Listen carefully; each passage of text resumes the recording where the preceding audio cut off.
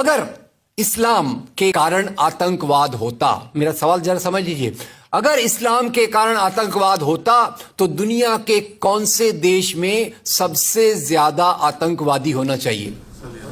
Indonesia में। Saudi Arabia बहुत छोटा है, पता नहीं हमारे बंबई के बराबर भी है कि नहीं। सऊदी अरेबिया बहुत छोटा है, सबसे ज्यादा आतंकवाद होना चाहिए इंडोनेशिया में, दुनिया का सबसे बड़ा मुस्लिम देश, वहां इस प्रकार का आतंकवाद नहीं है। नंबर 2, वो एरिया देखिए, अभी सवाल आपको बताया गया उसको याद रखिएगा।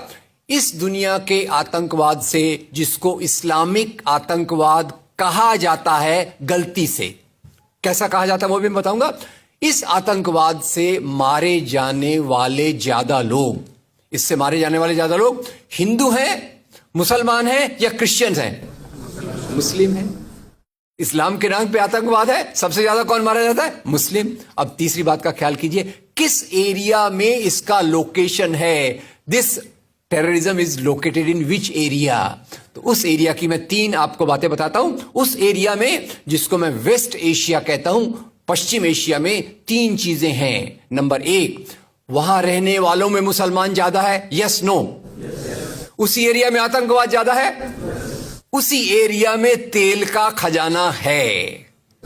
तो आतंकवाद तेल के कारण है कि इस्लाम के कारण है? तेल के कारण है। और तेल का कब्जा कौन करना चाहता है? तेल का कब्जा वो ताकत करना चाहती है जो वॉशिंगटन में बैठे हुई पूरी दुनिया को नचाते रहती है। काम करने वाला कोई और गुनाहगार कोई और बनाया गया। अब ये आया कैसे? तो आपको बता दूं कि ये अल कायदा के जो मदरसे, अब मदरसा अपने आप में खतरनाक शब्द उसमें कर देते हैं, कुछ मदरसों में इस आतंकवाद की ट्रेनिंग दी गई। इस्लाम के कारण गलत। ये जो मदरसों में आतंकवाद की ट्रेनिंग दी गई, उसके पीछे भी जो हाथ था, 2 चीजों का था। सबसे बड़ा हाथ था अमेरिका का। अमेरिका ने $8,000 मिलियन, 7,000 टन हथियार दिए अल कायदा को। उनका ब्रेन वॉश किया गया। इस्लाम के जो 2 महत्वपूर्ण शब्द हैं, माफ कीजिएगा अगर मैं कुछ गलत कहूं, मैं इस्लाम का स्कॉलर नहीं हूं, समझने की कोशिश करता हूं, कुछ मैंने गलत कहा तो उसको मैं माफ कर दीजिएगा। तो 2 शब्दों को उन्होंने बदल दिया। एक शब्द था जिहाद। जिहाद तो जो है जिहाद अकबर, जिहाद असगर। जहां तक मेरी समझ है, जिहाद अकबर का मतलब होता है अपनी बुराइयों के खिलाफ लड़ना।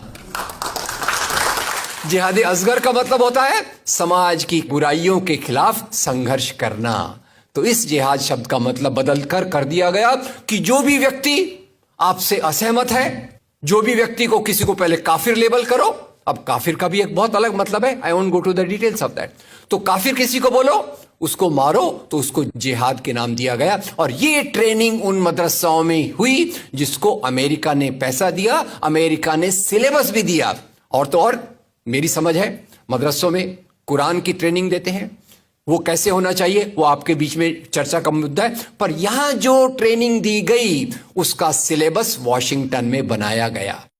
और खैर, ये क्यों बनाया गया उसके पीछे मैं पहले बहुत कोशिश करके, मेहनत करके लोगों को बोलता था ये अल कायदा इसके लिए बनाया गया। बाद में मेरे हाथ में एक बहुत अच्छी चीज आई। अब यूट्यूब में कई चीजें बहुत अच्छी है, कई चीजें खराब हैं। यूट्यूब के कारण हमारे कई नौजवान भटक भी रहे हैं, पर यूट्यूब की कुछ अच्छी चीजें आपको बताता हूं। यूट्यूब में आप सर्च कीजिएगा 3 शब्दों को, हिलरी क्लिंटन अल कायदा अमेरिका, उसमें आपको 4.5 मिनट का एक वीडियो मिलेगा जिसमें हिलरी क्लिंटन बताती है, मैं नहीं कह रहा, हिलरी क्लिंटन कहती है कि हमको रशियंस के खिलाफ लड़ना था। हमारी फौजें जो वियतनाम से एकदम डिमोरलाइज होकर आई थी वो तैयार नहीं थी, तो इन एशिया के मुसलमानों के नौजवानों के कंधे पर रखकर हमने अपनी बंदूक चलाई। हमने अल कायदा खड़ा किया, हमारा काम हो गया, हम अपने हाथ धो लिए और हम अपने वापस आ गए। तो यानी हमने कैंसर के बीज डाल दिए, हम तो अपने देश में सुरक्षित हैं। उसका जो नतीजा भुगतना हो वो एशिया के लोग भुगते, वेस्ट एशिया के लोग भुगते। और उसी के साथ 9/11 के बाद, उसी के साथ अमेरिकन मीडिया ने एक सबसे खराब काम किया, the most anti human act in the history of Mankind. मैं पूरी जिम्मेदारी से ये शब्द कह रहा हूं। क्या किया था अमेरिकन मीडिया ने? अमेरिकन मीडिया ने धर्म को आतंकवाद से जोड़ दिया। मजहब जो मोहब्बत सिखाता है, मजहब जो इंसान को इंसान बनना सिखाता है, उस मजहब के साथ इन्होंने आतंकवाद को जोड़ दिया और एक शब्द बनाया पहली बार, इस्लामिक टेररिज्म।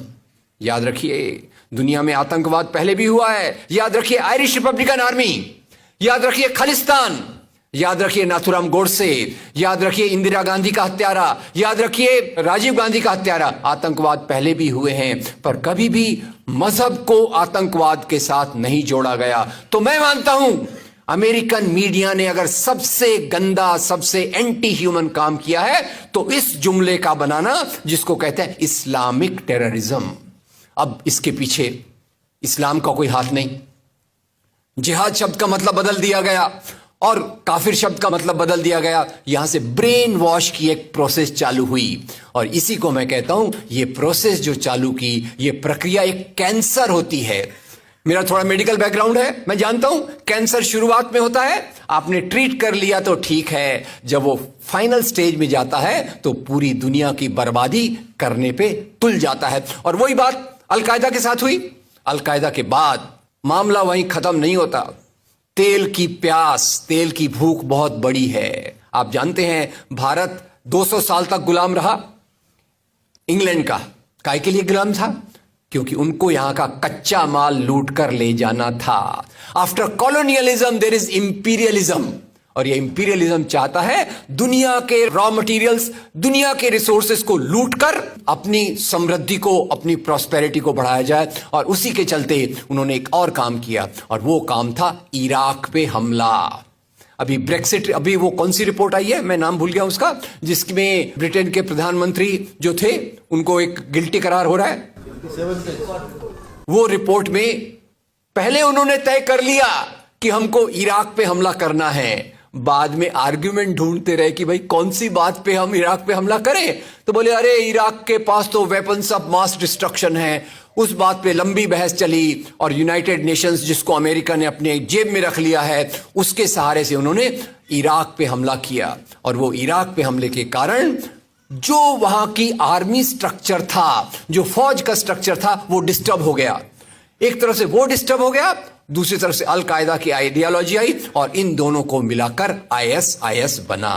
काम है इस्लाम का नाम, इस्लाम के नाम पर जो काम हो रहा है वो वास्तव में it is a design of imperialist powers to control on the oil resources of the world. इससे गंदी बात दुनिया में कोई नहीं हो सकती कि मजहब के नाम पर एक पॉलिटिक्स, मजहब के नाम पे आर्थिक समस्याओं को अमेरिका हल करने की कोशिश